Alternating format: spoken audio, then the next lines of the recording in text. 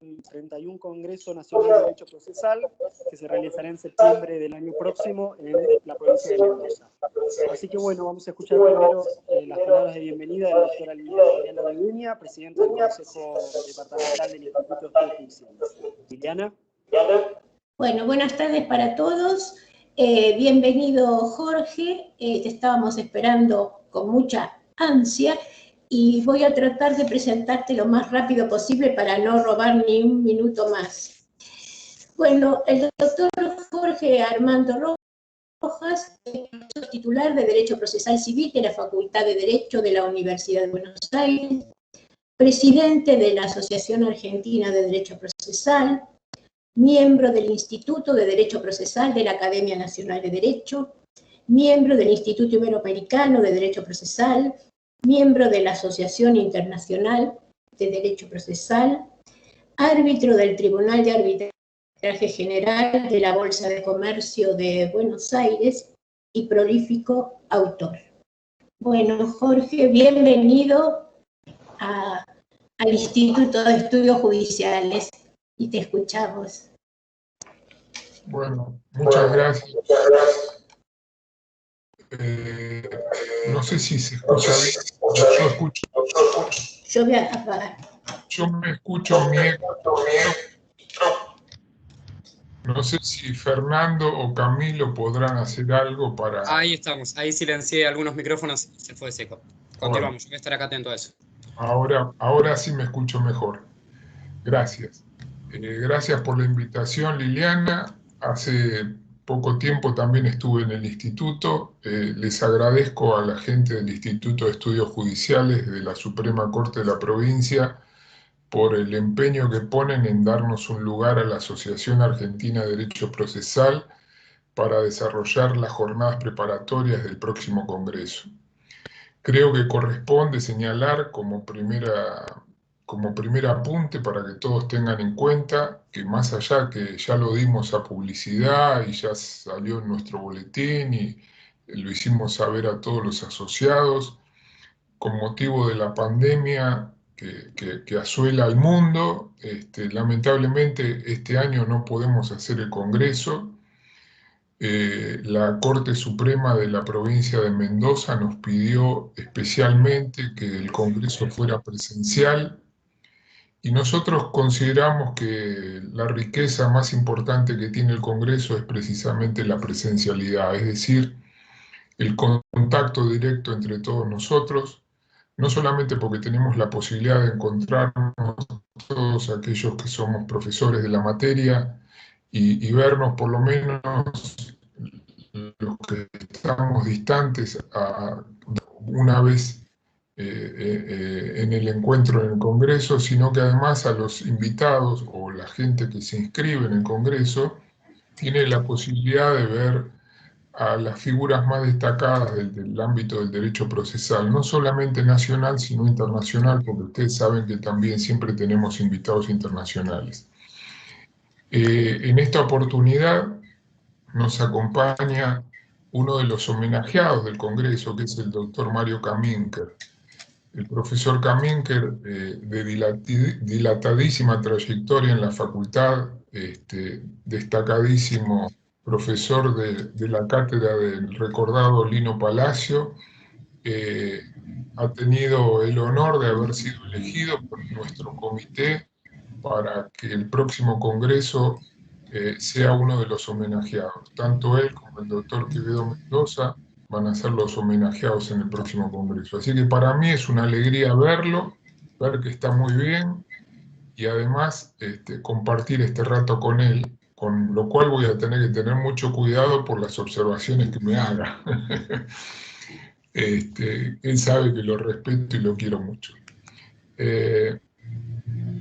Lo que, digamos, significa este tema, que es uno de los temas del Congreso. Ustedes saben que el Congreso, uno de los temas que tiene, y esto fue elegido en este caso por la doctora Ludvenia, es cuál es el impacto que provoca en el ámbito del derecho procesal el nuevo Código Civil y Comercial de la Nación. Y esa comisión, que es una de las comisiones con las que va a trabajar el Congreso, y de paso también les aviso que se prorrogó el plazo para la presentación de ponencias, y estas jornadas propenden precisamente a invitar a la gente a que prepare ponencias para el Congreso. Esto se prorrogó para el mes de mayo del año que viene, así que tiene tiempo suficiente para trabajar. Y dentro de esta temática, que es el impacto del Código Civil y Comercial de la Nación en el Código Procesal, hay distintos subtemas. Los distintos subtemas son cuál es el impacto que provocó en líneas generales en la estructura del desarrollo del derecho procesal, cuál es el impacto que provocó en el ámbito del derecho de familia, cuál es el impacto que provocó en un ámbito novedoso que podríamos llamar algo así como el ámbito de la jurisdicción protectoria, en donde tenemos desarrollado un nuevo instituto en el Código Civil y Comercial, que es el de la tutela preventiva, más allá de que nosotros los procesalistas decimos que no es una acción preventiva, sino que debería ser una prevención. Pero son detalles menores, lo importante es el impacto. Y otro detalle importante a tener en cuenta es el impacto que provocó en el arbitraje. Que si bien soy consciente de que no es uno de los temas principales que preocupa a los abogados, sí es importante que lo tengan en cuenta porque algún día vamos a tener que asumir, nos guste o no nos guste, que el arbitraje sigue siendo hoy en día el método más utilizado a nivel mundial para resolver conflictos, sobre todo interempresarios.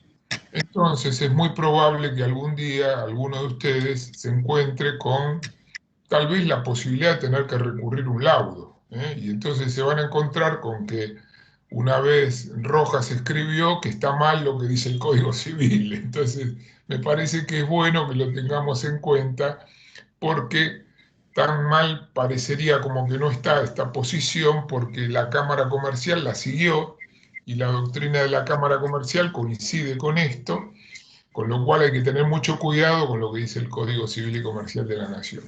Entonces, el desafío que se presenta acá es, siendo tan grande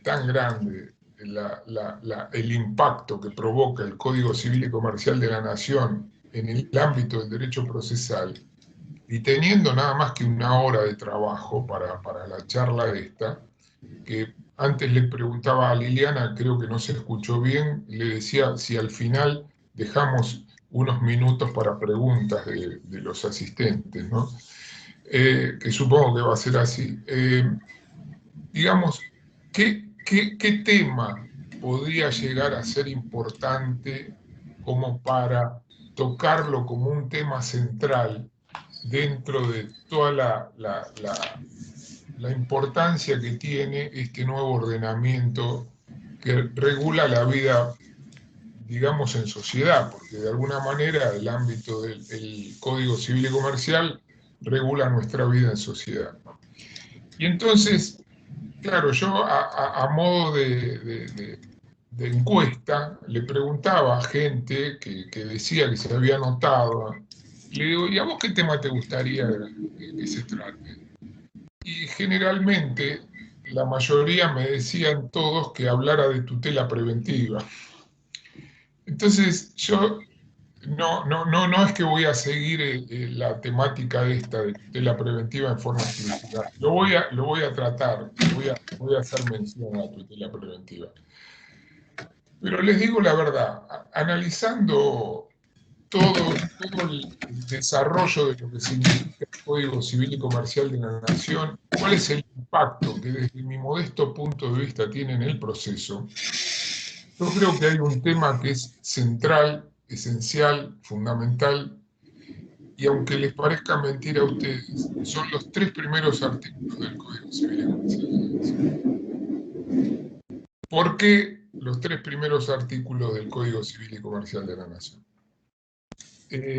Voy a tratar de fundar, y para fundar lo que les tengo que decir es que cuando ustedes escuchaban hablar, cuando se sancionó el código, de la constitucionalización del derecho privado y nos costaba trabajo entender a qué se hacía mención cuando se aludía a la constitucionalización del derecho privado.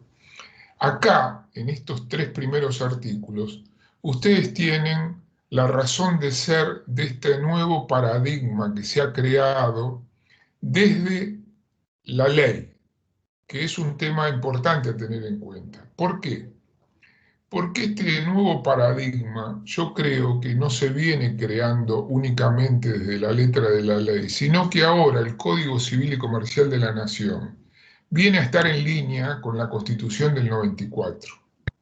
Y la Constitución del 94, de alguna manera, desde mi punto de vista, viene a estar en línea con el desarrollo que ha hecho la Corte Suprema de Justicia de la Nación desde el advenimiento de la democracia en nuestro país en el año 1983.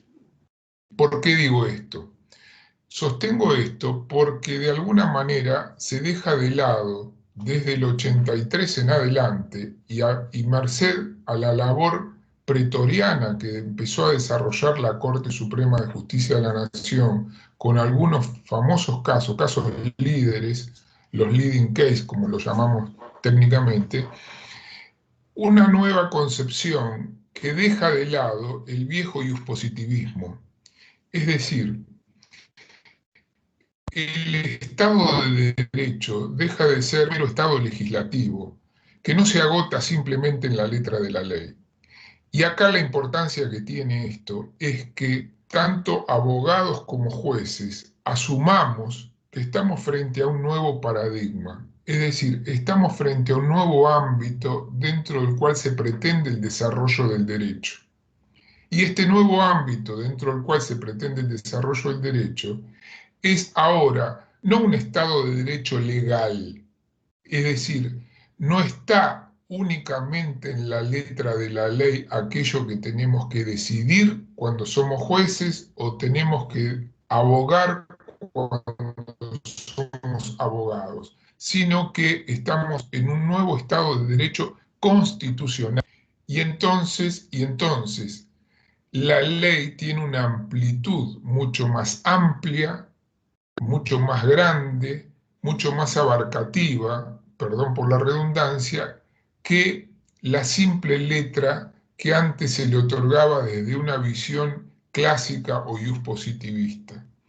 El viejo iuspositivismo de ahora, de alguna manera ahora, se lo denomina por alguna línea de la doctrina de los filósofos como neopositivismo, otros lo denominan como razón crítica, otros lo denominan como principiología, otros lo denominan como neoconstitucionalismo. Lo cierto es que la ley tiene un alcance distinto porque, fíjense lo que dice el artículo 1, tengo el código al lado mío para no equivocarme, los casos que este código rigen deben ser resueltos. La dirección es al juez, según las leyes que resulten aplicables, y acá viene la clave, conforme con la Constitución Nacional y los tratados de derechos humanos en que la República sea parte. ¿Esto qué quiere decir? Esto quiere decir algo muy importante. Quiere decir que ahora no alcanza únicamente la letra de la ley para resolver un caso, sino que la letra de la ley nosotros la debemos conformar con la letra de los principios, derechos y garantías que surgen no solamente de la primera parte de la Constitución Nacional, sino además de los que surgen de los tratados internacionales de derechos humanos. Y entonces aparece en escena una nueva realidad. ¿La nueva realidad cuál es? Nosotros estudiamos, cuando estábamos en la facultad, la vieja pirámide de Kelsen, que decía que el artículo 31 ponía en la cabeza la Constitución Nacional, y bueno, y después decía los tratados, las leyes, los tratados internacionales. Ahora cambió esto. ¿Por qué cambió? Y cambió porque esa pirámide jerárquica no solamente va a estar conformada por el artículo 31, sino que va a estar conformada por el artículo 75, en los incisos 22, 23 Y también en el 24, porque puede haber nuevos tratados que sean incorporados a la letra de la Constitución Nacional. Con lo cual, lo que yo les pediría que ustedes tengan en cuenta, y esto es un mensaje que va no solamente al abogado, sino a los jueces, que hoy en día se rompió, o mejor dicho, el Código Civil, siguiendo la letra de la Constitución, rompe con estructuras pétreas clásicas, como por ejemplo el concepto de soberanía. La soberanía de alguna manera cede, la jurisdicción de alguna manera cede. Nosotros cedemos frente a tratados que suscribimos que reconocen tribunales supranacionales. Así como en Europa está la Corte de Derechos Humanos, nosotros también tenemos una Corte Interamericana de Derechos Humanos. ¿Y esto qué significa? Significa que conforme la doctrina de la Corte, ahora también tenemos que tener en cuenta cuando trabajamos los abogados y cuando trabajan los jueces, la letra de la ley conforme la Constitución Nacional, los tratados internacionales, lo que haya interpretado la Corte Nacional con respecto a los tratados internacionales y lo que haya dicho la Corte Interamericana de Derechos Humanos sobre lo que dicen los tratados internacionales, porque ella se arroga la facultad de ser la última intérprete de esos tratados internacionales. Hubo una interferencia, espero que se me haya escuchado bien. Esto significa de que estamos frente a una nueva realidad. Les voy a dar un ejemplo para que ustedes lo vean.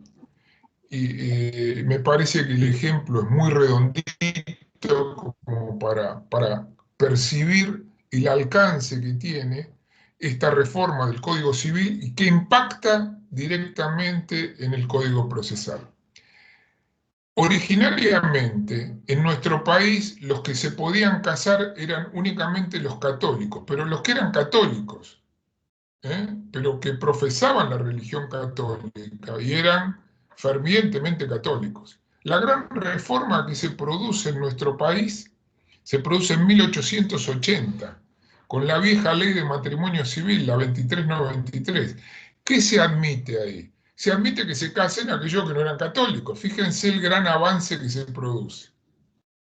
Y no se produce ningún avance, más allá dejo de lado lo que sucedió en la época del gobierno de Perón, con aquel famoso decreto que permitió el divorcio.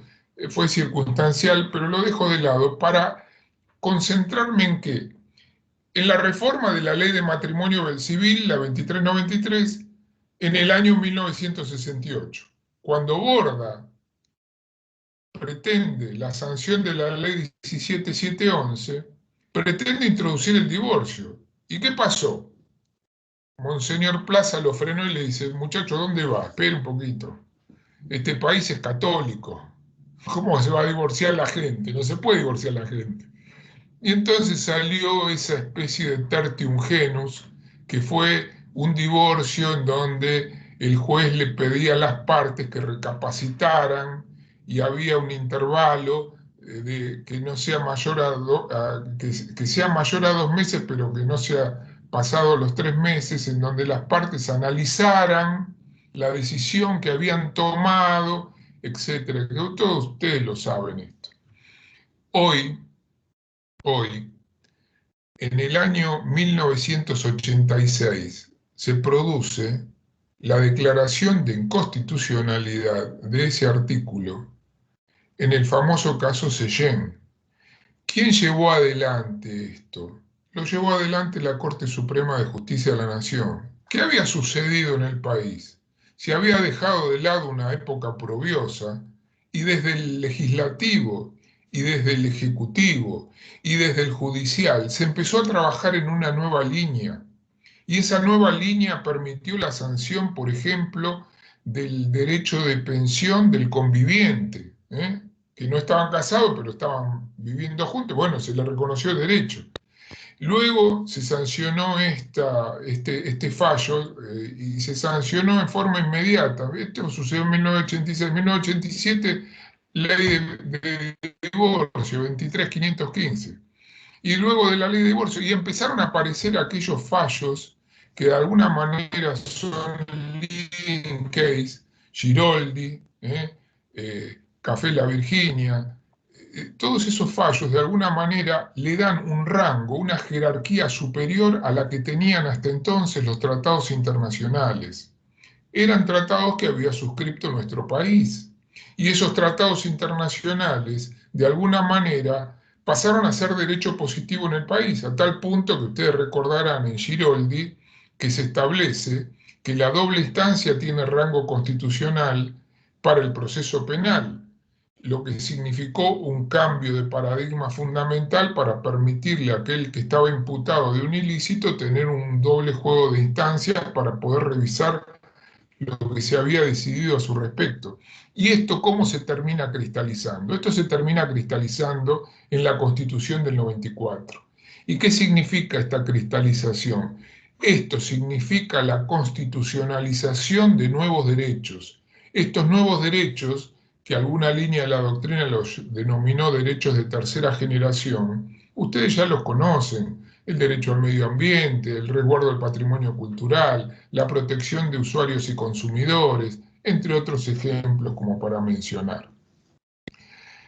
¿Esto qué significa? Significa que de alguna manera en el ámbito del derecho privado, habiéndose elevado al rango de constitucional algunos derechos, era necesario una sistematización adecuada, porque el Código de Vélez ya no daba para más.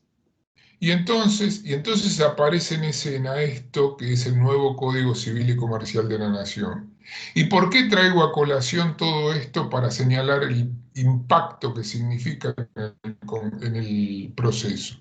Porque todo esto a nosotros nos habilita, no solamente cuando somos abogados, sino también cuando somos jueces, a tener una mirada distinta. ¿Por qué una mirada distinta? Porque la ley ahora no es simplemente la aplicación de lo que la letra de la ley dice, sino que la ley pretende ser una aplicación de ella conforme la letra de la Constitución Nacional y la letra de los tratados internacionales. Pero para ser más claro, el código, en el artículo siguiente, establece lo que ustedes habrán escuchado mencionar como diálogo de fuentes. ¿Y en qué consiste este diálogo de fuentes? Este diálogo de fuentes nos dice a nosotros, que somos los operadores jurídicos, y les pido por favor que cuando hablo de operadores jurídicos, que me estoy refiriendo a los abogados y a los jueces, me estoy refiriendo a los dos, no me estoy refiriendo a uno solo. ¿Por qué? Porque el abogado también tiene que plantear las cosas de otra manera. ¿Por qué tiene que plantear las cosas de otra manera? Y porque, por ejemplo, en una simple cuestión vinculada a derechos del consumidor, puede haber normas que resultan indisponibles. Y si resultan indisponibles para las partes, puede haber un compromiso del orden público. Y si hay un compromiso del orden público, se puede suscitar una cuestión de índole federal. ¿Por qué? Y porque puede atacar a lo que está previsto en el artículo 42 de la Constitución Nacional. ¿Y esto qué significa? Esto significa que nosotros estamos abriendo el juego de una manera tal que podemos llegar con un simple caso de consumidores hasta la Corte Suprema. Pero hay casos de consumidores que han llegado a la Corte Suprema, sí, un montón. ¿Y dónde se ven reflejados? Y se ven reflejados, por ejemplo, en aquellas cuestiones vinculadas a las empresas de medicina prepaga. ¿Y estas cuestiones llegan a la Corte? Sí, llegan a la Corte. ¿Por qué llegan a la Corte? Y precisamente porque en muchos casos se promueven amparos y en muchos otros, yo considero personalmente que el amparo no es la vía idónea, se plantean incumplimientos de contrato. Y esos incumplimientos de contrato, la jurisdicción en los últimos tiempos he visto que los trata como procesos sumarísimos, con lo cual prácticamente le pegan en el poste al trámite de un amparo, pero lo cierto es que por esa vía se puede llegar a la Corte. ¿Por qué? y porque hay normativa federal en juego. ¿Cuál es la normativa federal? Y precisamente la normativa que surge no solamente de la legislación que regula las obras sociales, sino las obras sociales, perdón, las empresas de medicina prepaga que tienen un régimen muy similar, porque están todas involucradas dentro de las leyes 23.660, 23.661, 26.682, entre otras, sino porque además esa legislación afecta a los derechos del consumidor. Y entonces también la ley de consumidor viene en la protección de esos servicios por el artículo 2 de la ley a tratar de resguardar los derechos de usuarios y consumidores. ¿Y esto qué significa? Esto significa que estamos en un nuevo ámbito del derecho que significa su constitucionalización, lo que nos habilita no solamente a tener que plantear una cuestión federal ante el juez de primera instancia, sino que eventualmente si tenemos una resolución contraria y esa cuestión federal tiene relación directa e inmediata con el fondo del litigio, a llegar hasta el máximo tribunal de la nación. Esto era impensado antes, y claro que era impensado, porque en materia de tratados internacionales, la Corte tenía una postura dualista. La postura dualista era que cuando los tratados internacionales no tuvieran vinculación con cuestiones de derecho federal, eran cuestiones de derecho común que no habilitaban el conocimiento de la Corte. Y hoy no podemos pensar de la misma manera. ¿Y esto significa que esto tiene impacto en el proceso? Claro que tiene impacto en el proceso. ¿Por qué? Porque nosotros cuando digo nosotros los abogados lo tenemos que plantear. Y si somos jueces, nosotros lo tenemos que resolver. Y esta es una falsa creencia que existe en el ámbito jurídico a partir de una corruptela que lleva a los abogados a decir en 3 o 4 renglones, reservo cuestión federal. Para el hipotético supuesto que vuestra señoría no haga lugar a la demanda interpuesta, dejo reservada la cuestión federal para ocurrir por la vía del artículo 14 de la ley 48 ante el máximo tribunal del país. Esto, mis estimados colegas y amigos, está mal. Está mal. Por las dudas, como yo sé que muchos se enojan cuando yo digo esto, porque dice, la respuesta es, siempre lo hicimos así, disculpen que sea autorreferente, pero yo tengo un libro que se llama Recurso Extraordinario Federal, salió el año pasado, en donde en un capítulo trato la cuestión federal y trato específicamente en un punto por qué está mal la reserva de la cuestión federal.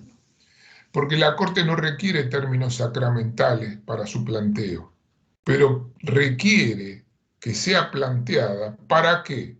Para ser resuelta. ¿Por quién? Por el juez.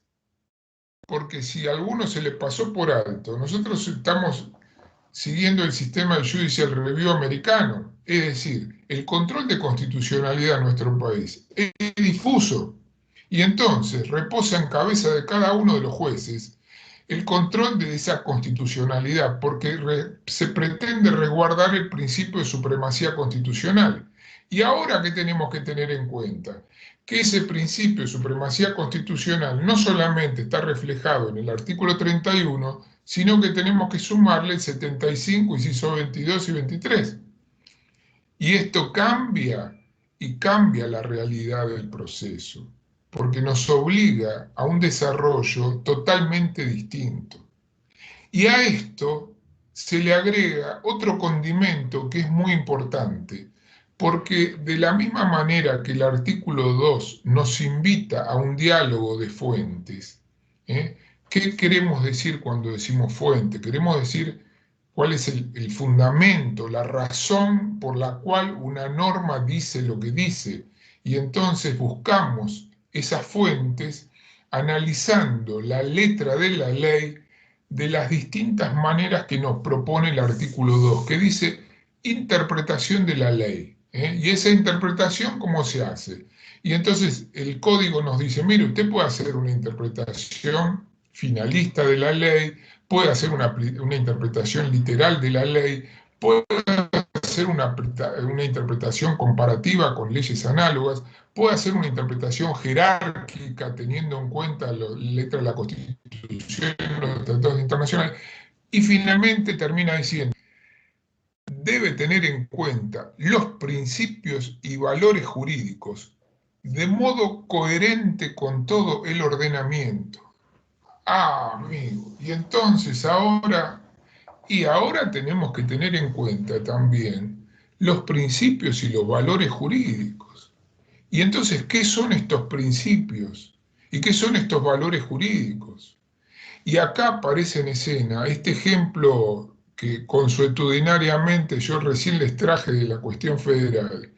Hay valores que tienen que ver con conductas, con creencias de una determinada sociedad en un determinado ámbito, en un determinado tiempo, más allá de distinciones que pueden ser económicas, sociales, culturales, etcétera, etcétera. Pero estos valores, de alguna manera, van generando conductas y esas conductas van generando costumbres y esas costumbres van arraigando en el tiempo. Y por eso la respuesta de los colegas, cuando yo hago referencia a la reserva de la cuestión federal diciendo que está mal, de decirme siempre lo hicimos así. ¿Cuál es el fundamento de siempre lo hicimos así? Ninguno. No existe un fundamento. Y entonces, cuando hablamos de valores, lo que tenemos que tener en cuenta es cuáles son los principios que aparecen involucrados. Y entonces nos lleva esto a identificar qué cosa es un principio. Y cuando hablamos de qué cosa es un principio, desde el punto de vista aristotélico, más allá de las distinciones que se hacen en la iusfilosofía, a la que podemos hacer mención también, desde un punto de vista aristotélico, un principio es un punto de partida, es el inicio de algo que se da a conocer de una determinada manera, y esto nos marca un camino a seguir, un rumbo a seguir. Si nosotros hablamos de valores de índole moral o ética, y nosotros hablamos de un principio, podríamos pensar en la honradez como principio. Y entonces tenemos en cuenta esto, claro, tenemos en cuenta esto. ¿Y esto cuándo lo tenemos que tener en cuenta? Y posiblemente lo tengamos en cuenta en una causa penal. Pero en una causa civil podemos tener en cuenta, y sí, claro, en una causa civil podemos tener en cuenta un principio, como por ejemplo el principio del buen padre de familia, o el principio del buen hombre de negocios. ¿Y esos principios dónde están escritos? En ningún lado. Pero están arraigados en nuestra cultura, claro, en nuestra cultura occidental los tenemos arraigados, más allá que no los tengamos escritos. Y entonces, cuando no los tenemos escritos, pero los conocemos, como el principio de no dañar a otro, o como el principio pro actione, o como el principio pro homine o pro persona, entonces hablamos de principios que son generales. Principios que son generales, ¿por qué? Porque tienen una raíz esencialmente hermenéutica. Y esa raíz hermenéutica lo que me permite es interpretar esos principios a la luz de la situación que tengo que juzgar, o que tengo que plantear, o que tengo que resolver. Y esto colabora con el hacer el caso. Claro que colabora, porque estos principios me van a marcar a mí un determinado rumbo, un determinado norte. También se lo van a marcar a la jurisdicción, porque no los puede dejar de lado. Y acá viene la importancia de esto que llamamos constitucionalización. Para identificar estos principios, nosotros podemos pensar que estos principios son aquellos que no están escritos, pero que sirven como referencias de carácter general. Por eso yo los identifico como principios generales. ¿Por qué? Porque hay otros, y esos otros son principios que yo los llamo fundantes o fundamentales, porque sí están positivizados, y están positivizados en la letra de la Constitución Nacional y de los tratados internacionales. Por ejemplo, el principio de legalidad, el principio de igualdad, el principio de razonabilidad, el principio de defensa en juicio. Todos esos principios tienen una sola cara, se presentan de una sola manera en sociedad. No tienen una ambivalencia. Y esos principios que tienen una sola cara en la realidad no nos pueden llevar nunca a confusión. Y son fundantes. Claro que son fundantes. ¿De qué? Y por ejemplo, de un sistema procesal. Les doy un ejemplo grueso para que lo tengan en cuenta, de un principio que no es principio, pero que fue elevado al rango de principio. La oralidad. ¿Qué dice hoy el Código Civil y Comercial de la Nación? El Código Civil y Comercial de la Nación dice que para el proceso de familia, uno de los principios que se tiene que tener en cuenta es el principio de oralidad. Yo soy un acérrimo crítico del proceso de familia acá en la ciudad de Buenos Aires, a nivel nacional, porque digo que no resuelve el problema de la gente. Estamos corriendo otra vez hay interferencias en el sonido. No sé si Federico o Camilo, ahora está bien. Bueno, porque me autoescuchaba a mí mismo muy fuerte, entonces me tapaba. Es un micrófono abierto, si ahí lo silencié. Voy a desactivar el audio de los participantes hasta el momento de las preguntas, o sea, finalizada su exposición, ¿sí? Gracias. No sé si Federico o Camilo. Fernando, gracias. Estos principios que se presentan con una sola faceta en la realidad no nos permiten ningún tipo de confusión. Cuando hablamos de principios que son específicos para generar desde su concepción un determinado ordenamiento, estamos hablando de principios específicos de ese ordenamiento. Ejemplo, la oralidad es un sistema, ahora voy a explicar en qué consiste un sistema, que por decisión del legislador, ahora en el ámbito del proceso de familia va a tener la envergadura de un principio, porque cuando se diseñe un proceso de familia que sea adecuado para resolver los conflictos de familia, no como el que tenemos a nivel nacional, no se puede dejar de lado la oralidad. ¿Por qué? Porque viene impuesta por la ley sustancial. Y entonces, ese sistema que va a crear el legislador va a tener como norte un principio que se va a llamar oralidad.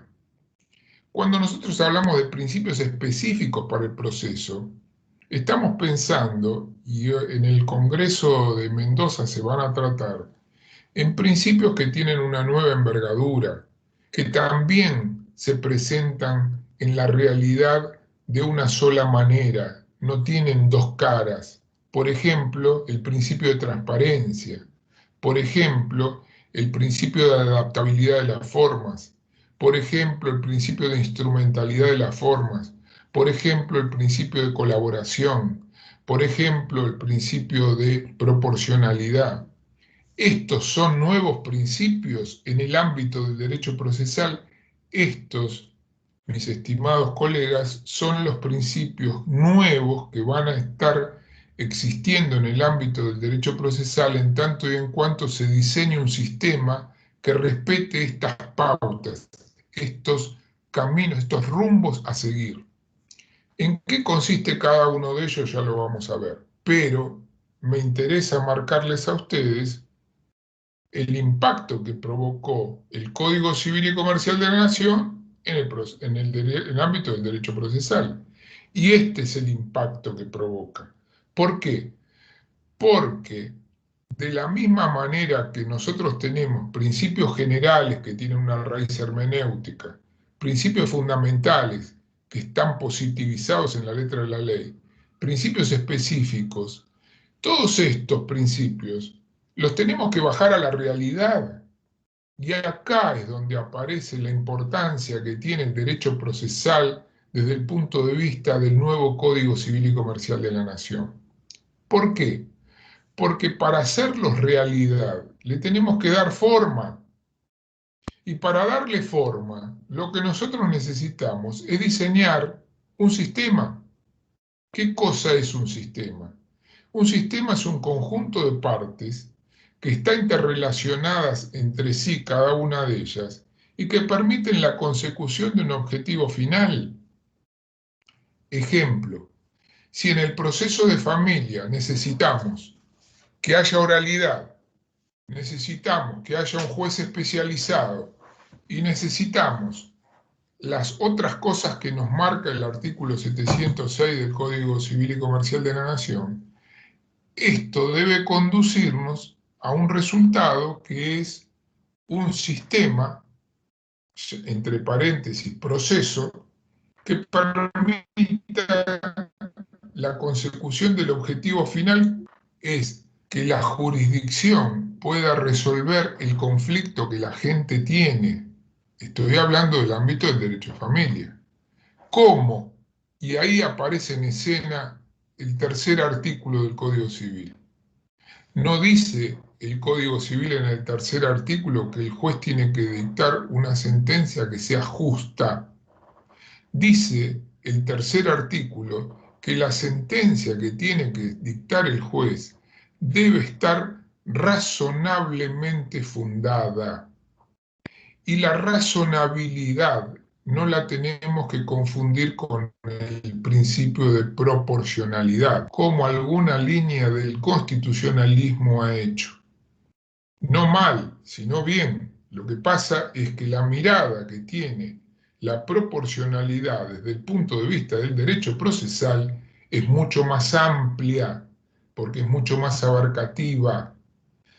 Desde el punto de vista constitucional, se identifica la proporcionalidad con la razonabilidad. Esto es, que la decisión sea proporcionada a la falta que eventualmente se haya cometido para que la sanción sea ajustada a derecho. Esto, en principio, uno puede pensar que no está mal, pero hoy el Código Civil exige otra cosa. El Código Civil exige que la decisión esté razonablemente fundada. Y la razonabilidad va por un lado y la proporcionalidad en el ámbito del proceso va por otro. ¿Por qué? Porque la razonabilidad hace a la fundamentación adecuada que tiene que tener la decisión por parte de la jurisdicción. Y fíjense que este es el impacto mayúsculo que desde mi punto de vista provoca el Código Civil en el proceso. Le dice al juez cómo tiene que hacer su sentencia. Es decir, cómo tiene que crear la norma individual. Es la norma que va a dirimir el caso.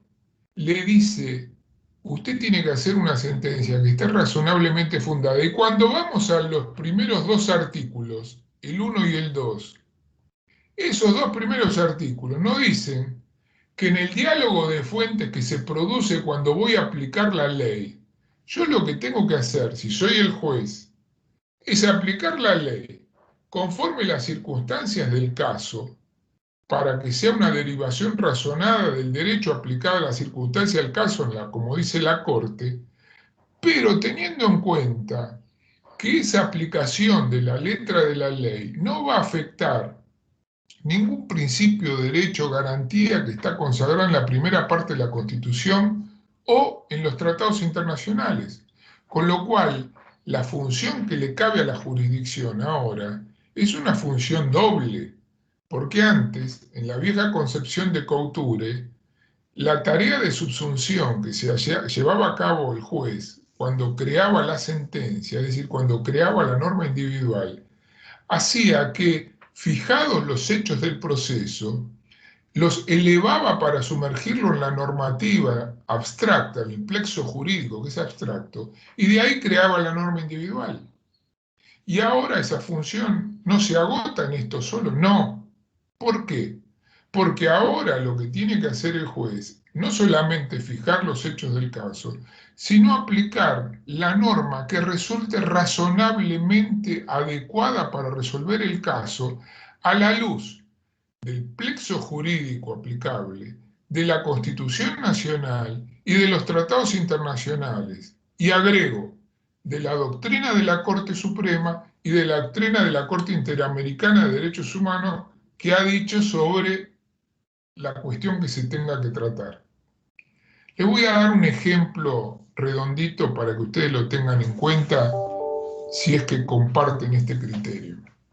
Miren, en materia de tutela preventiva, que era el tema que todo el mundo quería que se tratara, ¿no? Hay de alguna manera una especie de nueva faceta en el ámbito de la jurisdicción. La jurisdicción dejó de ser una jurisdicción eminentemente contenciosa, es decir, una jurisdicción que dirime el conflicto y nada más, sino que pasó a tener un carácter esencialmente protectorio. ¿Por qué? Porque ahora la llamada acción preventiva, rectius, pretensión, pero bueno, por la deformación procesal pido disculpas, pero esta pretensión de protección que tiene carácter preventivo me dice que yo puedo evitar un daño. Es decir, ya la función de la jurisdicción no es solamente reparadora, ahora es protectoria porque persigue, si fuera posible, evitar un daño. O en todo caso, si no fuera posible, porque ya se produjo, evitar el agravamiento del daño. Y fíjense que esto tiene un valor fundamental. Tenemos que tener en cuenta que es que el Código Civil nos sirve para el ámbito que nosotros querramos utilizarlo, porque nos puede servir tanto para el medio ambiente como para evitar un problema familiar. Nos puede servir para el usuario, nos puede servir para el derecho de la navegación, si ustedes quieren. ¿Y cuál es la importancia de esta función protectoria que le cabe a la jurisdicción? Que el Código Civil, si no me equivoco es el 1713, dice textualmente que la decisión que adopte la jurisdicción, dice sentencia, la sentencia que admite la acción preventiva debe disponer, imperativa la redacción, a pedido de parte o de oficio, y agrega a continuación, en forma definitiva o provisoria, en forma definitiva o provisoria. ¿Qué quiere decir esto? La provisoriedad me dice que hay algo que se decidió que no tiene carácter definitivo. Por ahora, en el ámbito del derecho, las medidas cautelares son el único mecanismo a través del cual se resuelve con carácter provisoria una situación urgente, afligente, en fin. En este caso estamos tratando de evitar un daño o su agravamiento. Con lo cual, ¿cuál es la medida cautelar que viene a cuento para coadyuvar una situación de esta índole?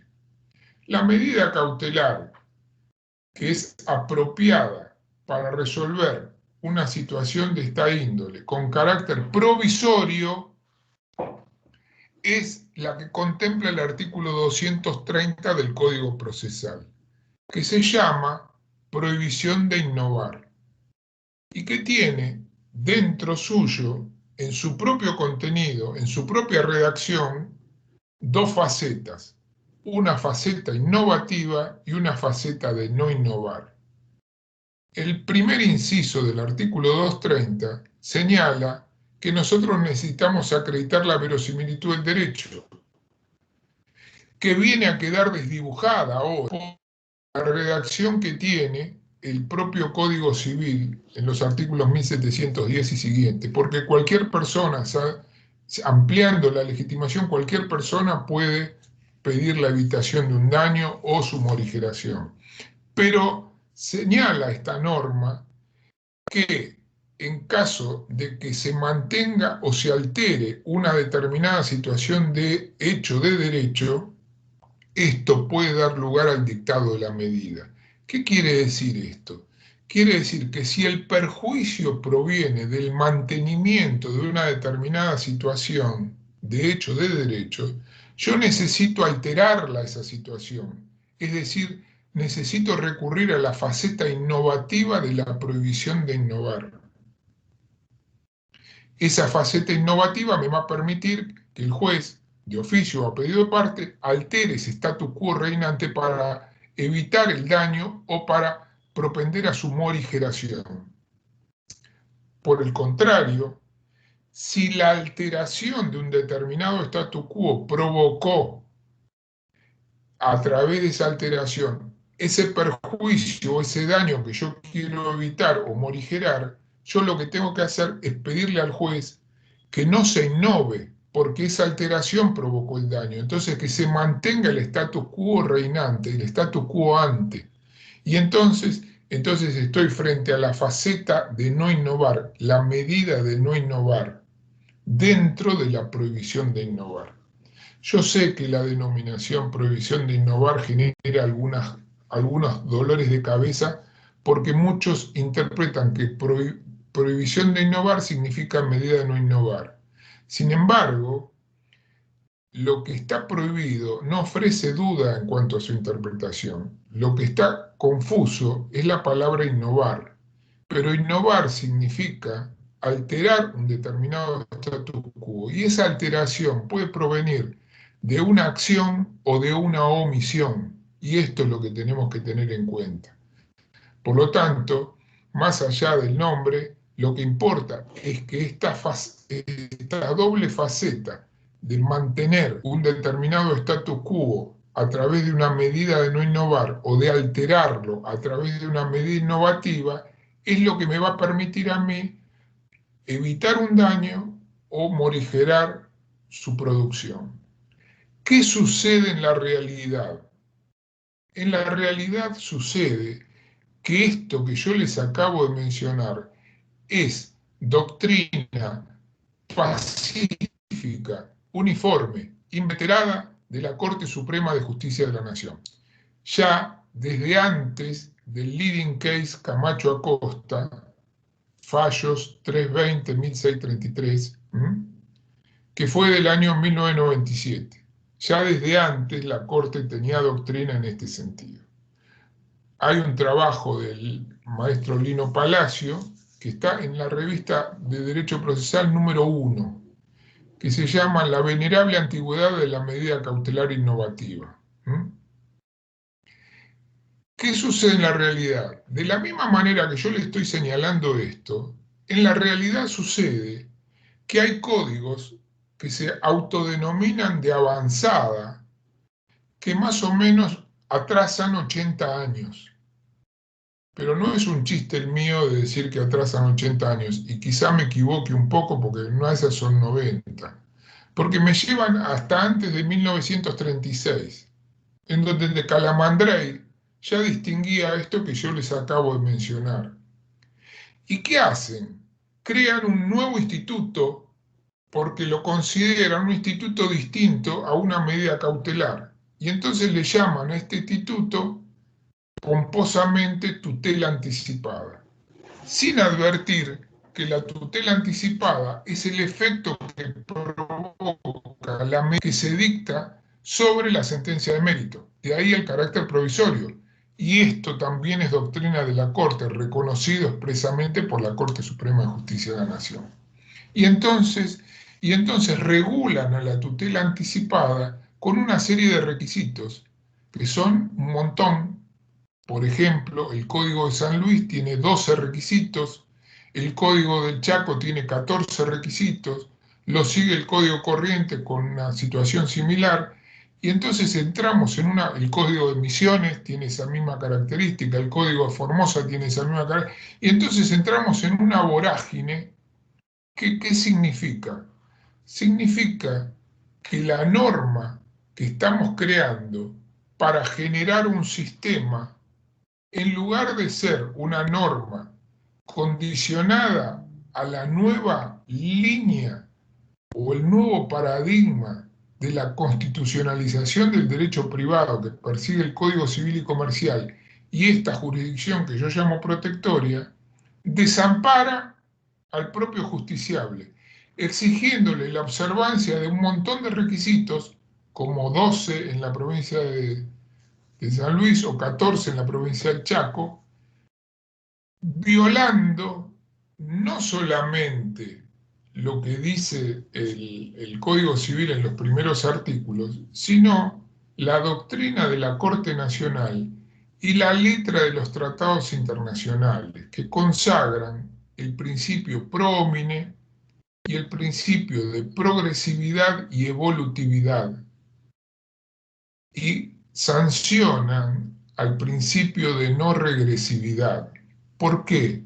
Porque cuando la norma se interpretó pro persona, es decir, en favor del justiciable, no puede crearse una norma que vaya en desmedro de ese avance interpretativo desde el punto de vista pretoriano que ha hecho el máximo tribunal del país. Y esta característica desacredita la operatividad de lo que dice precisamente el artículo 1713 del Código Civil y Comercial de la Nación. ¿Por qué?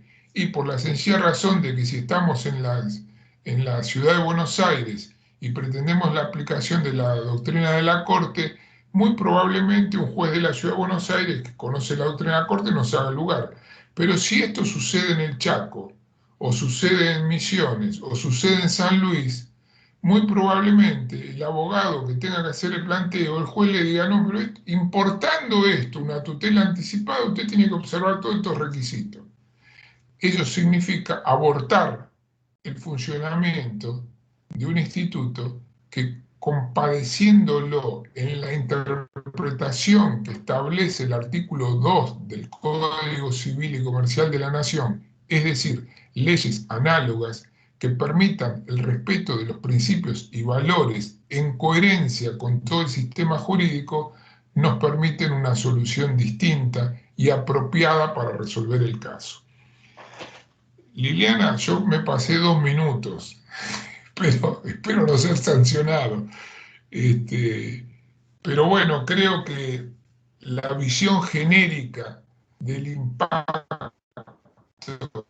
del Código Civil en el proceso es más enriquecedora desde mi modesto punto de vista que una visión puntual sobre un proceso como puede ser el de familia o el régimen que tiene la prueba o el valor probatorio que ahora tiene, nos marca el Código Civil y Comercial respecto a determinados instrumentos, como por ejemplo cuando hablamos de prueba documental, etcétera, etcétera.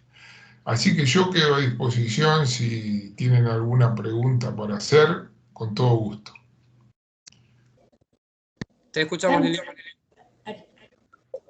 Camilo. Bueno, pero parece que sí que hay alguien, pero no, Fernando, yo no lo puedo manejar. Disculpen. Silencio. Voy a habilitar el audio de los participantes. Puedo usar el icono de la manito para darle un marco de orden a las preguntas. Un segundito.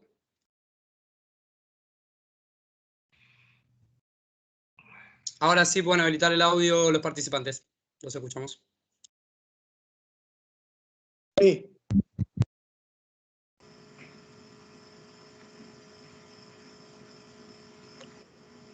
Adelante. Sí, ¿qué tal? Buenas tardes a todos. Quería preguntar si cómo se compatibiliza la última parte del artículo 3 del Código Civil y Comercial, cuando termina diciendo razonablemente fundada, con el cerciorari.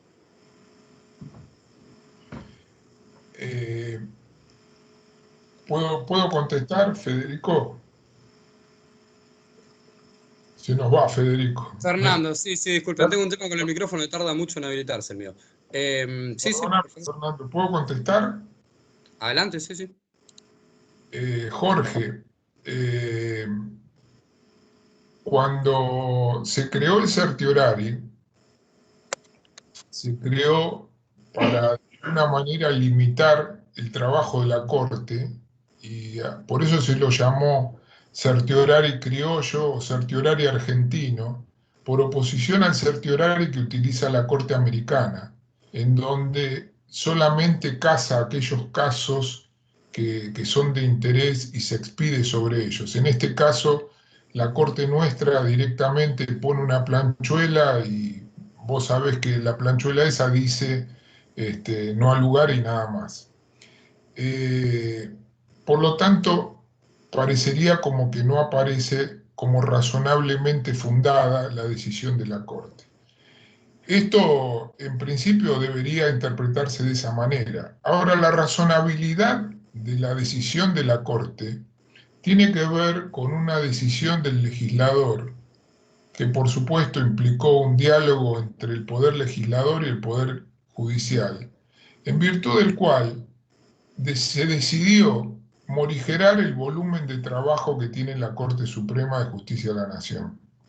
Entonces, la razonabilidad no viene puesta en la decisión en sí misma, sino que la razonabilidad viene puesta en, lamentablemente, el trabajo que nosotros supimos hacer, nosotros los abogados supimos hacer con la Corte. ¿Por qué?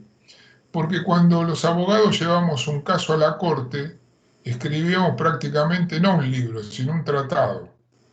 Y realmente resulta imposible para la jurisdicción, y vos lo sabés bien porque ejerciste la judicatura, poder leer el volumen de trabajo que tenía la Corte. Entonces, ¿qué se decidió?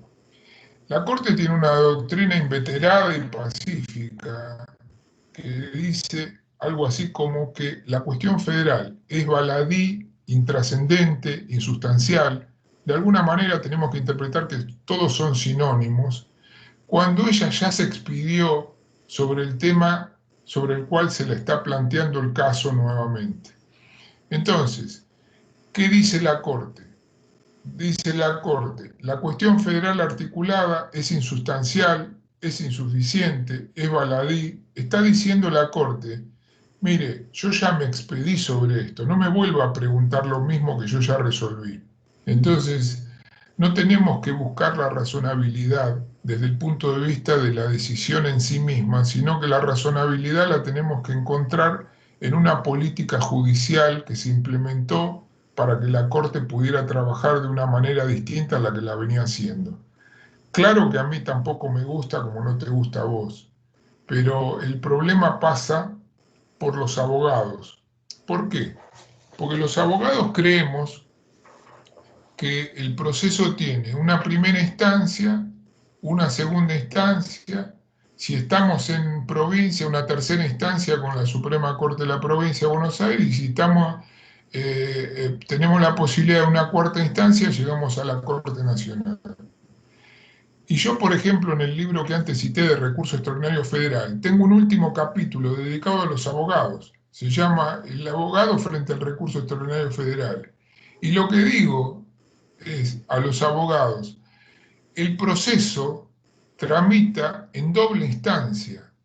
La jurisdicción es una sola y por una decisión de política judicial, esa jurisdicción se dividió en una doble instancia, la primera y la segunda, y el proceso en la segunda instancia terminó. No hay una tercera instancia, la Corte lo tiene dicho desde siempre que ella no es una tercera instancia. Ahora, ¿qué sucede? Sucede que hay algunos casos muy especiales, porque tienen un carácter excepcional, que habilitan el conocimiento de la Corte. Y cuando habilitan el conocimiento de la Corte, no hay un recurso extraordinario solamente para poder acceder a la Corte. La Corte tiene 4 recursos extraordinarios. Uno que yo llamo propiamente dicho, otro que es el recurso extraordinario por sentencia arbitraria, otro que es el recurso extraordinario por gravedad institucional y otro que es el llamado per saltum o por salto de instancia. Entonces habrá que ver en qué situación nos encontramos para ver el tránsito a una nueva instancia, si está permitido o no está permitido.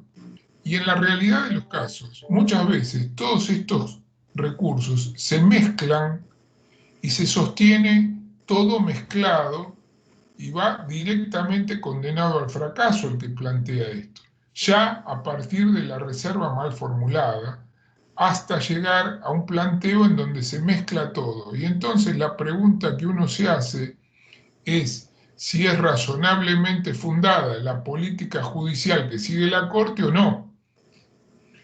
Entonces, me parece que la razonabilidad la tenemos que buscar en la política judicial y no en la decisión en sí misma. Muchas gracias, muy amable. Y nada, Jorge. Muy bien, veo que está levantando la mano Isabel Ruiz. Si habilitas el micrófono, te escuchamos. Buenas tardes. Yo había escrito en el chat. Una pregunta que siempre me hice es por qué, bueno, cuando nosotros estudiamos en la facultad, bueno, hablo de mí, habrá personas más jóvenes, de fondo y los códigos de forma. A mí me mucho que en materia de familia se introduzca dentro de un código de fondo el procedimiento de derecho de familia. Se le entrecorta. Ay, perdón.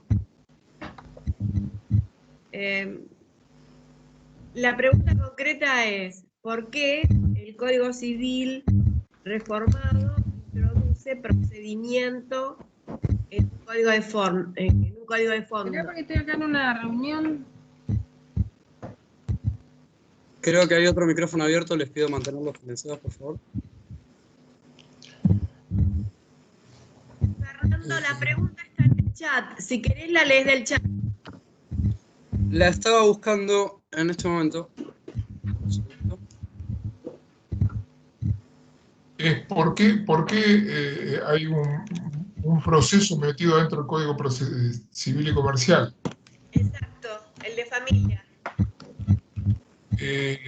Mirá, Acá creo que tengo la pregunta del chat de Isabel Ruiz. Dice, excelente doctor, no entendí por qué en un código de fondo se establecieron reglas de forma para el proceso de familia. Isabel, voy a tratar de contestarte algo que es muy difícil de contestar, porque el legislador, mejor dicho, el equipo que legisló, excedió notablemente sus facultades para introducirse en un ámbito que no le resulta propio. Entonces, no es que haya legislado un proceso de familia, es que hay particularidades del proceso de familia que ya vienen puestas de antemano para que el legislador procesal no se pueda salir de esas pautas. ¿Por qué? Y esto es lo que yo advierto, ¿no?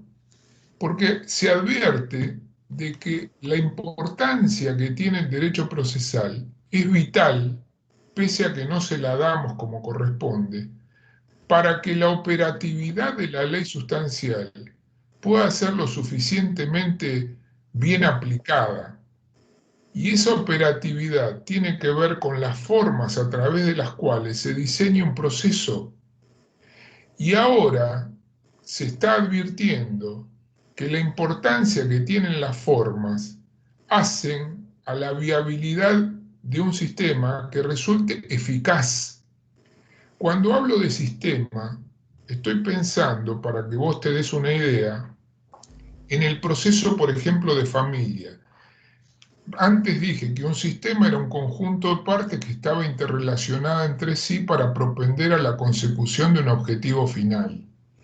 El proceso de familia, vos en la ciudad, a nivel nacional, no lo tenés legislado adecuadamente, pero lo que sí tenés ahora son pautas que surgen del Código Civil y Comercial que quien diseñe el sistema llamado proceso de familia no va a poder dejar de lado. La pregunta es, para que vos te des una idea de a qué me refiero. No sé si vos litigás en Capital Federal o en la provincia de Buenos Aires, pero a nivel nacional... En provincia. Bueno, provincia dentro de todo tiene un proceso de familia un poco más razonable que el de Capital Federal. Pero el Código Civil y Comercial dice que el juez de familia debe ser un juez especializado. ¿Dice eso o no? 706 creo que es. Sí. Bueno, decime, ¿cuál es la especialización que tienen nuestros jueces de familia? Sí, deberían, escuela judicial, por ejemplo. Bueno, pero ¿sabés qué pasa? Que no sé si están preparados para abordar un conflicto. No sé si están preparados para evitar una escalada de un conflicto.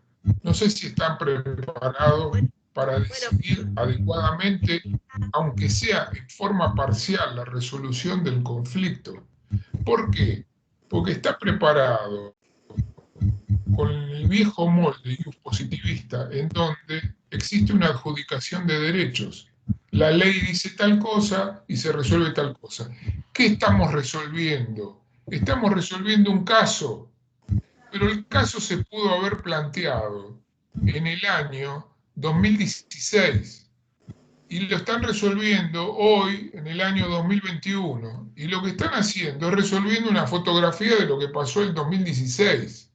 Y la pregunta es si el conflicto está resuelto en el 2021, porque es muy probable que la decisión que adjudique los derechos que están en disputa sea una decisión que resulte absolutamente fuera de lugar, porque quizás el conflicto no esté resuelto y lo que esté resuelto es el caso. Entonces, una de las cosas que tenemos que trabajar los abogados para entender es qué cosa es un caso y qué cosa es un conflicto. Porque si nosotros trabajamos adecuadamente dentro del proceso de familia, como corresponde, con las pautas que está señalando el Código Civil y Comercial de la Nación, que dice no solamente que los jueces deben estar especializados, sino que son principios la inmediación y la oralidad, que yo te dije antes que no son principios, son sistemas. ¿Por qué? Porque tiene una doble cara. La inmediación tiene como contracara la delegación. La oralidad tiene como contracara la escritura. ¿Me explico lo que digo? Ahora, ¿están elevados al rango de principios? Sí. ¿Son principios específicos que el legislador procesal tiene que tener en cuenta? Sí. ¿Qué tiene que crear el legislador procesal? Un sistema que resulte apropiado para que esos principios cobren vida en la realidad. Por eso cuando hablamos de sistema estamos hablando de las formas que están metódicamente expuestas para hacerle cobrar vida a esos principios. Y esto viene puesto sobre todo por la labor que desarrolla la jurisdicción. Si hay inmediación, quiere decir que el juez está cerca del conflicto. Si hay oralidad, quiere decir que el juez, al tener inmediación, la oralidad es una manifestación de la inmediación, va a enterarse de cuál es el conflicto. Y si el juez tiene información, el juez puede colaborar con las partes para coadyuvar a la resolución del conflicto, sea en forma parcial o total. Y tal vez no necesite de una sentencia dirimente, tal vez pueda consistir en soluciones parciales apropiadas que puedan conducir a ir resolviendo paulatinamente el conflicto a través del tiempo. Todo esto nosotros no lo tenemos. Y esto es el impacto que provoca el Código Civil y Comercial de la Nación en el ámbito del proceso. Esta es la deuda que tenemos. Pero no le pertenece la deuda solamente al derecho procesal. La deuda le pertenece al poder político que no le da la cabida adecuada al derecho procesal para que diseñe los sistemas apropiados para resolver los conflictos de la gente. Y esos sistemas apropiados no significan que cuando las partes se presentan ante la jurisdicción, lo mandamos a cada uno que hagan un trámite ante un psicólogo para que los analice y después le damos vista al defensor y después que le damos vista al defensor le preguntamos al asesor, como es al visitador, que va a visitar la familia, que hagan una reconstrucción de dónde viven los chicos, y nos pasamos vista con vista con vista con vista.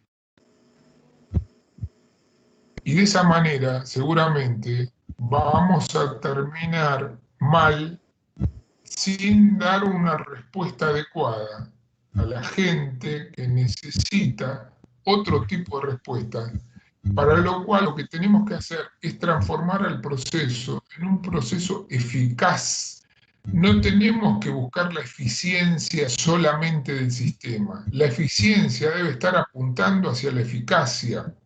Y para eso, lo que nos está faltando es tener la preparación adecuada para abordar un conflicto, tratarlo adecuadamente, encauzarlo, evitar las escaladas y tratar de apuntar a las soluciones, aunque sean parciales. Todo esto, el Código Civil y Comercial de la Nación lo puso sobre el tapete.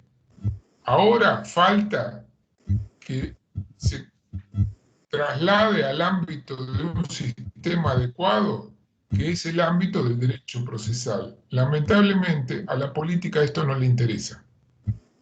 La política está en otra cosa. Bueno, muchas gracias. Nada, corazón. Continuamos con Facundo Herrera. ¿Qué tal? Buenas tardes, doctor. Muy claro. Le agradezco la posibilidad de participar de esta charla. La pregunta es muy concreta, tal vez un poco más sobre lo mismo que acaba de responder. ¿Qué análisis le merece a usted comparar el principio dispositivo del derecho procesal con el principio de oficiosidad en el fuero de familia? ¿Cómo me dijiste que te llamas Juan Carlos? No. ¿Cómo te llamas? Facundo Herrera es mi nombre. Facundo. Perdóname, Facundo. Ninguno de los dos son principios, Facundo. Los dos son sistemas. ¿Qué quiere decir esto? Quiere decir que el legislador optó por un sistema dispositivo en lugar de optar por un sistema oficioso. De la misma manera que opta por un sistema oral en lugar de optar por un sistema escriturario. Ahora, si me preguntás a mí qué sería ideal para el ámbito del proceso de familia, lo ideal sería un sistema oficioso. ¿Por qué? Porque el conflicto deja de estar en manos de los particulares para pasar a estar en manos de la jurisdicción. Y es la jurisdicción la que tiene que administrar el conflicto. ¿Viste en un partido de fútbol cuando dos jugadores chocan en un foul fuerte y se enfrentan y como que parece que se van a pelear y aparece el árbitro en el medio y los separa? Y el árbitro adopta una actitud que es el tercero imparcial que viene a separar a las partes que están en conflicto. Esto es un poco lo que quiero transmitir, que tiene que cumplir el rol del juez. El juez tiene que intervenir en el conflicto apenas se plantea. Y el sistema oficioso es el sistema adecuado para que el juez cumpla esa función. Porque el sistema dispositivo sigue dejando en manos de los particulares el desarrollo del proceso. Y hoy en día lo que tenemos es un sistema dispositivo. Y así nos va. Ejemplo redondito, la cantidad de mujeres que son muertas a manos de locos que deciden que no quieren dividir los bienes y prefieren matar a la mujer antes de dividir los bienes. O que quieren tener a sus hijos y quieren matar a la mujer para tener a sus hijos. O sea, el grado de exasperación que se provoca en los justiciables es tan grande que lo que tenemos que asumir es que el sistema de trabajo que tenemos es el sistema que coadyuva para que existan este tipo de inconvenientes y este tipo de desgracias sin poder darle respuestas adecuadas a los justiciables. Por eso me parece que si pensamos en diagramar un sistema de trabajo para el proceso de familia que sea adecuado y útil, debe ser un sistema oficioso, sin ninguna duda. Gracias, doctor. De nada, viejo. Continuamos con Juan Carlos Pandiela. Juan Carlos, ¿habilitas el micrófono?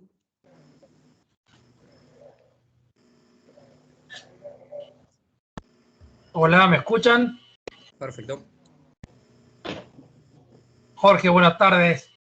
Hola, Peto, ¿cómo te va? Bien. Quería saber la evolución que tenés respecto al artículo 1032 del Código Civil y Comercial. Bueno, el artículo 1032, corregime vos si me equivoco porque no me acuerdo los artículos de memoria, me parece que es el que permite suspender el cumplimiento de las obligaciones cuando la otra parte tal cual las incumplió. ¿Es ese? Sí.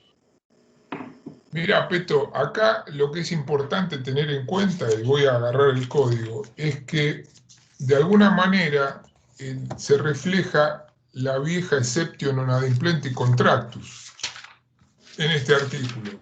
Pero ahí está previsto una especie de tutela preventiva, pero ojo por el tipo de incumplimiento, porque acá dice que se puede suspender el cumplimiento de una obligación si se sufre una grave amenaza de daño, porque la otra parte ha sufrido un menoscabo significativo en su aptitud para cumplir. Esto no te está hablando de cualquier incumplimiento, te está hablando de un incumplimiento de envergadura. Es decir, cuando estás invocando este tipo de tutela preventiva, que es una manifestación más de una tutela anticipada, estás pensando en un incumplimiento que sea de suficiente envergadura como para llevar al convencimiento de la jurisdicción que mereces una tutela preventiva. Es decir, la gravedad está puesta en la solvencia que tiene la otra parte para cumplir sus obligaciones. Es decir, no es un incumplimiento menor, no es cualquier incumplimiento. Entonces me parece a mí que va a ser operativa la tutela preventiva en tanto y en cuanto se acredite la gravedad de la situación que se plantea. Bueno, gracias. No sé si te respondo con lo que pensaba. Sí, Jorge. Como sabés, te esperamos siempre por acá, con una punta de espalda y un buen vino. Bueno, muchas gracias, Peto. Peto es un amigo de San Juan, así que la punta de espalda y el buen vino es lo último que me hicieron probar cuando visité San Juan, y les puedo asegurar que es exquisito. Muy bien, vamos a hacer un repasito por el chat. Hay saludos, por ejemplo, María Soledad Sánchez, que saluda desde Misiones. Juan Carlos, que saluda, Juan Carlos que escuchamos recién, desde San Juan, Estrella de los Andes. Y había una pregunta que no quería dejar pasar, un segundito, de Juan E. Dafau, que preguntaba en realidad: buenas tardes, respecto a la tutela preventiva y la medida cautelar innovativa, porque algunos entienden que es más propio enmarcarla en el artículo 532, cautelar genérica, y no en el 530 del CPSC. Facundo, no es que lo vaya a corregir a Juan, sino que es 230 o 232, no 530 o 500. Yo, con todo respeto por Juan, voy a disentir con él y le voy a sugerir que vea... Julián. Bueno, Julián, voy a disentir con vos y te voy a pedir que veas el fallo de la Corte Suprema Camacho Acosta, que está extractado en el libro mío Sistemas Cautelares Atípicos, específicamente en estos aspectos que estás mencionando vos, porque la Corte utiliza la distinción del 230 para diferenciar la cautelar innovativa de la medida de no innovar. O sea, está señalando que hay dos medidas y que las dos medidas están previstas en el artículo 230. Ahora, ¿invocó el 232 la Corte también? Sí, pero lo invocó para señalar que el gravamen podría resultar irreparable si no se adopta la medida en ese momento. Y el 232 contempla la medida cautelar genérica porque no hay una medida que diga que frente a un gravamen irreparable hay que proporcionarle una prótesis a un trabajador. Entonces, se conforma lo que se llama cautelar conjunta. Una cautelar conjunta, ¿qué es? Es la suma de dos cautelares para tratar de hacer una medida que resulte apropiada. En la medida innovativa o en la medida de no innovar, no se dice nunca cuál es la prestación que se debe cumplir. Y la cautelar genérica o innominada es la que nos permite, frente a un gravamen irreparable, señalar cuál es la medida que se debe cumplir. Fíjate, Julián, que en este momento el Código Civil y Comercial está enrolado en esa onda que te estoy mencionando, en donde le deja librado al juez la posibilidad de adoptar la medida de la que más convenga a los fines de resguardar el derecho que se pretende resguardar. Te voy a dar un ejemplo para que lo veas, que es el artículo 34 del Código Civil y Comercial, que dice, en los casos de incapacidad, cuál es la medida más apropiada a consideración del juez para aquel que ve disminuida su capacidad a través de la medida de apoyo que el juez considere necesaria. O bien, el artículo 52, que resguarda la dignidad de la persona. Fíjate que dice ahí la norma, se podrá adoptar la medida que el juez estime conveniente. No menciona cuál es la medida. Y entonces viene a cuento esto de la medida conjunta, que puede ser innovativa o de no innovar, y eventualmente, si fuera la cautelar genérica o la innominada, como se la suele denominar, permite señalar cuál es la medida de la que se trata. Hoy, el Código Civil le da una amplia facultad al juez porque crea una serie de medidas nominadas. ¿Para qué? Para adaptarlas a la situación de la que se trate. De la misma manera, en los juicios de divorcio, separación, fíjate, el 721, el 722 también brinda la posibilidad al juez, según se trate de resguardar a una persona, se trate de resguardar bienes, etcétera, etcétera.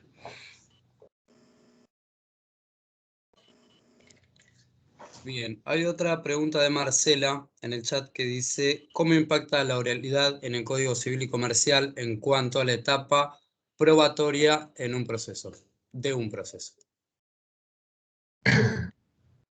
Yo le diría a Marcela, ¿qué hacemos, Marcela, si el juez es sordo?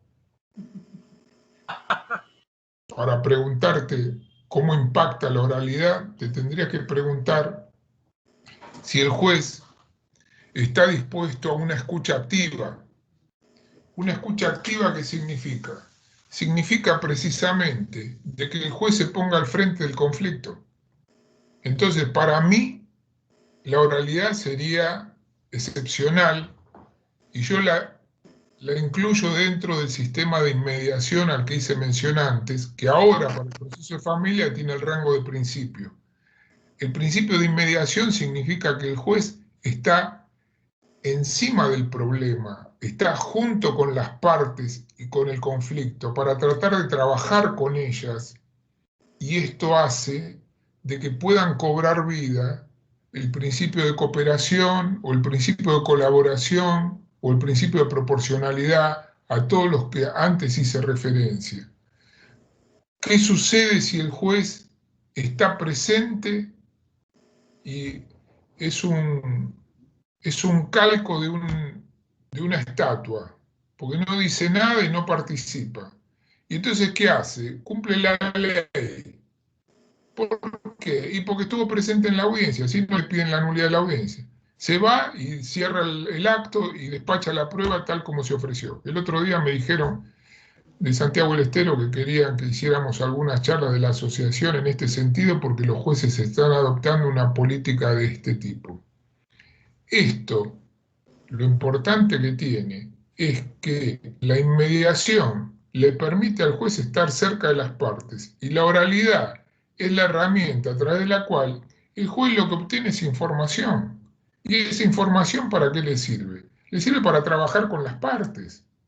Ahora, si no hay una escucha activa por parte del juez, porque no hay un involucramiento del juez con el conflicto, evidentemente siempre va a estar alejado de la realidad. Por eso te digo que te preguntes qué pasa si el juez es sordo, como una ironía para poder entender cuál es la importancia que tiene la oralidad en este tipo de procesos. Entonces, el rol preponderante acá es el rol que va a cumplir la jurisdicción, si se va a hacer cargo o no del conflicto. Porque hoy hay muchos jueces que están atrás de todo, entonces les llega el expediente para dictar sentencia y dictan sentencia y ya está, cumplieron su función. La pregunta es, ¿el código se diseñó para eso? Evidentemente no. El código persigue otra finalidad. ¿Y la finalidad que persigue qué es? Que ahora el legislador sustancial le dice al legislador procesal, cuando usted crea un sistema de trabajo para el ámbito de familia, mire que tiene que respetar como principio la inmediación y la oralidad. Una cosa es que la escribamos, otra cosa es que diseñemos las formas adecuadas y otra cosa, que depende de una actitud volitiva, es que los jueces cumplan con esa tarea. Este es el desafío. Bien, hay otra pregunta en el chat de Alejandro Garanzini. Buenas tardes, doctor. Más allá de su excelente disertación y respuestas, ¿tenemos idea cuándo tendremos un código procesal actualizado a nivel nacional? Bueno, Alejandro, mira, hay un código hecho que se hizo en el sistema de trabajo que diseñó el anterior gobierno, era el Plan de Justicia 2020. Ese código tiene estado legislativo. Vos me preguntás si me gusta a mí el código ese, y mira, mucho no me gusta, pero ya hay un código. Hay muchas cosas que son buenas y hay muchas cosas que no son tan buenas. Ahora, ¿ese código se puede trabajar para mejorarlo? Sí. ¿Cómo se puede trabajar? En el Poder Legislativo. ¿Se está trabajando? Y no. Entonces, cuando yo digo que el poder político mucho interés no tiene en todo esto, estoy señalando que si la política le diera importancia a todo esto funcionaría de otra manera.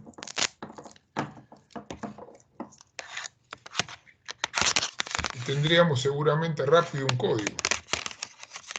Disculpe que tengo que enchufar la máquina porque me está quedando sin batería.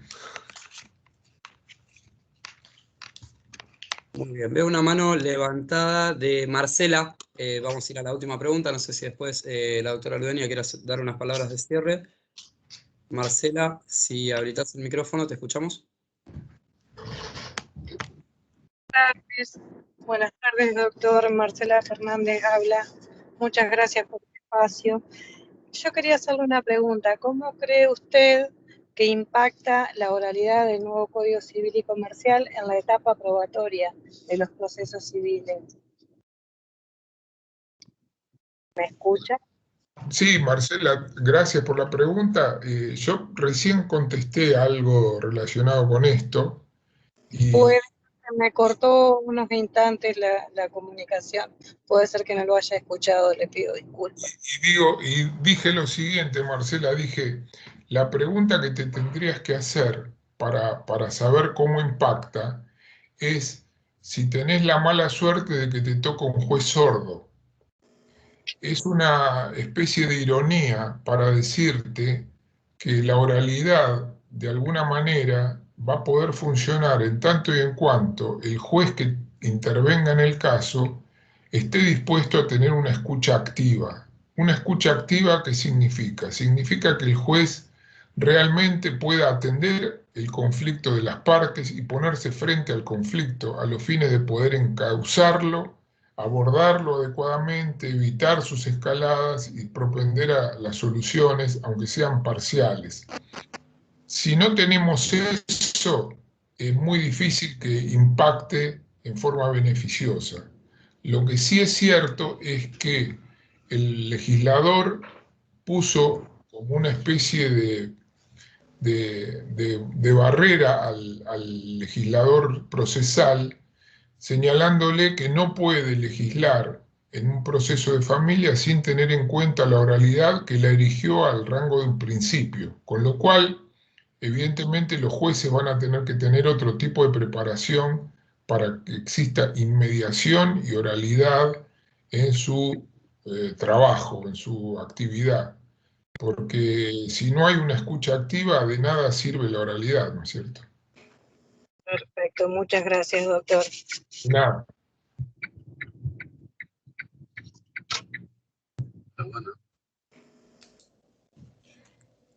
Bueno, doctor Rojas, le agradezco muchísimo la charla brillante, como siempre. Así que bueno, convoco además a todos los asistentes, al par de agradecerles, a seguir concurriendo a las jornadas preparatorias para el Congreso Nacional de Derecho Procesal del año próximo, si Dios quiere.